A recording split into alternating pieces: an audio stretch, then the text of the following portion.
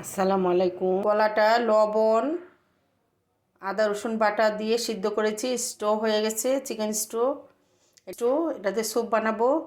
আর এই যে দেখেন গলাগুলার মাংসগুলা এখানে কেটে নিয়েছি, এটাতে স্যুপ বানাবো। বোঝা যাবে না যেটা গলার মাংস, এটাতে স্যুপ করলে বোঝাই যাবে না।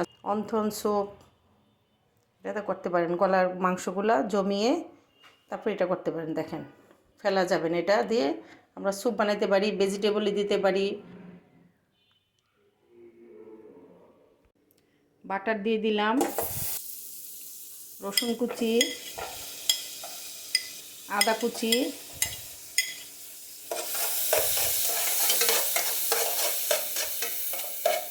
চিকেন স্টুটা দিয়ে দিব।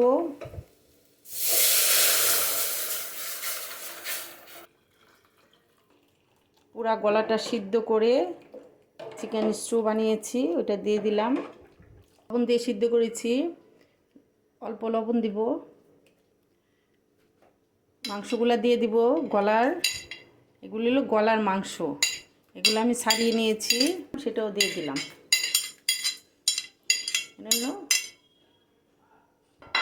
পুরা 10টা গলার যে মাংস সেটা। এই দেখেন, অনেক সময় গলা আমরা খেতে চাই না, বাচ্চারাও খায় না। এটা দিয়ে কিভাবে স্যুপ বানায় এটাই আমি দেখাচ্ছি আপনাদের। ফিশ সস দিয়ে দিলাম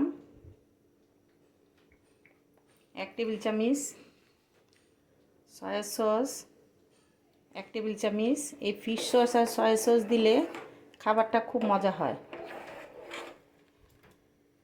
আমার বানানো টমেটো সস দিয়ে দিলাম। এটা আন্দাজ মতো, আপনাদের ইচ্ছা মতো দিবেন। এখানে আধা চামচের মতো গোলমরিচের গুঁড়া, থাই পাতা দিয়ে দিব। এগুলো আমার টবে লাগিয়েছি, সেই পাতা। থাই পাতা দিলে একটা খুব সুন্দর একটা অ্যারোমা বের হয়। 1 চামচ চিনি দিব, আবার স্বাদটা খুব সুন্দর হয়। 1 চামচ চিনি দিয়ে দিলাম। টেস্টিং সল্ট আধা চামচ দিয়ে দিলাম। টেস্টিং সল্ট আপনারা দিলেও পারেন, না দিলেও বলেন, দিলে একটু স্বাদটা বেশি ভালো হয়, জিহ্বার যে একটা স্বাদ বেশি আসে।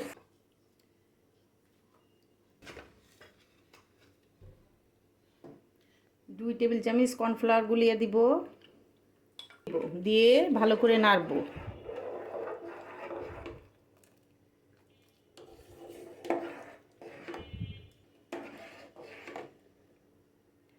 ডিম 2টা দিব, একদম ফেটিয়ে।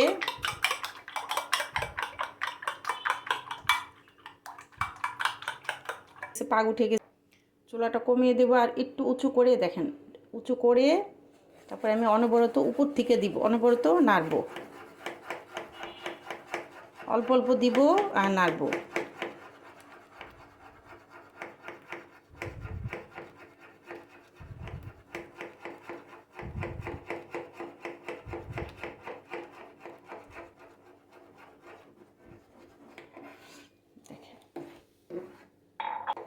এটা আমার মতো করে আমি বানিয়েছি।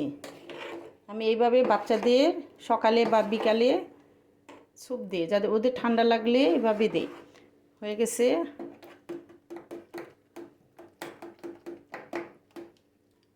ধনিয়া পাতা দিয়ে দিব আর কাঁচামরিচ দিয়ে দিব। লবণটা দেখব, লবণ সব ঠিক আছে, নামিয়ে ফেলবো। কর্ন স্যুপের মতো এভাবে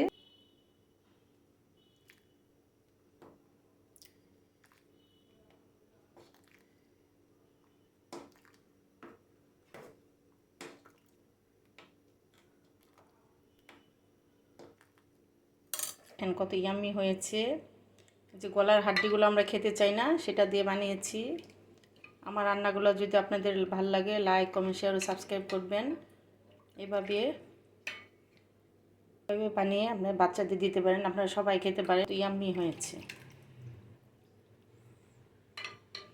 এখানে রেখে দিলাম। আল্লাহ হাফেজ।